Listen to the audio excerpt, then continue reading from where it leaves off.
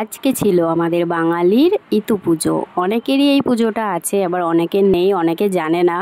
তো ইতু পুজো বলতে এটা ছিল ঘটের ভেতরে নল, সর্ষের ফুল, ছোলা এসব দিয়ে, তারপরে ধানের শীষ এসব দিয়ে আর কি পুজোটা করা হয়। আজকে হলো অগ্রহায়ণ মাসের শেষ দিন, তার জন্য ঘরটাও আজকে ডুবিয়ে দেওয়া হবে। প্রায় পুরো 1 মাস ধরে, অগ্রহায়ণ মাসের পুরো 1 মাস ধরে প্রতি রবিবারে এই ঘরটা পুজো দেওয়া হতো, প্রত্যেক রবিবারে।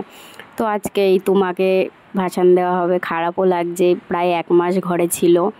তো এখন আমরা এই যে পুকুরের দিকে চলে এসেছি। রাস্তাটা এত খারাপ, পুকুরে নামার রাস্তাটা খুব বাজে, পড়ে যাওয়ার মতো। এদিকে আমি আমার ছেলেকে কোলে নিয়েছি, আবার এদিকে ক্যামেরাও করছি। তো ঘরটাকে কিভাবে ভাসানো হবে সেটা দেখো। অনেকে হয়তো জানো না ইতু পুজো কী, যেহেতু এটা বাঙালিরা করে। তাই দেখো,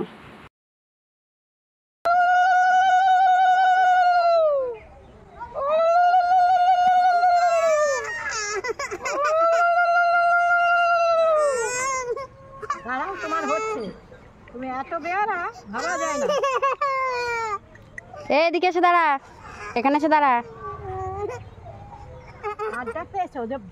জলে পড়ে যাবি কিন্তু, আমি শুদ্ধ করবো। জলে পড়ে যাবি, আর উঠতে পারবি না। হ্যাঁ,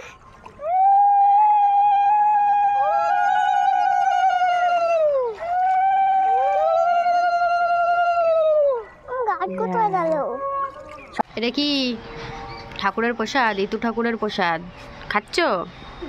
ভাল লাগছে? হ্যাঁ, ঠাকুর ফেলতে গেছি আমরা। ওখানে কি কি আছে?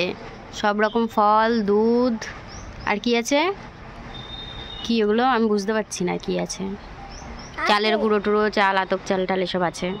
ভাল লাগছে খেতে?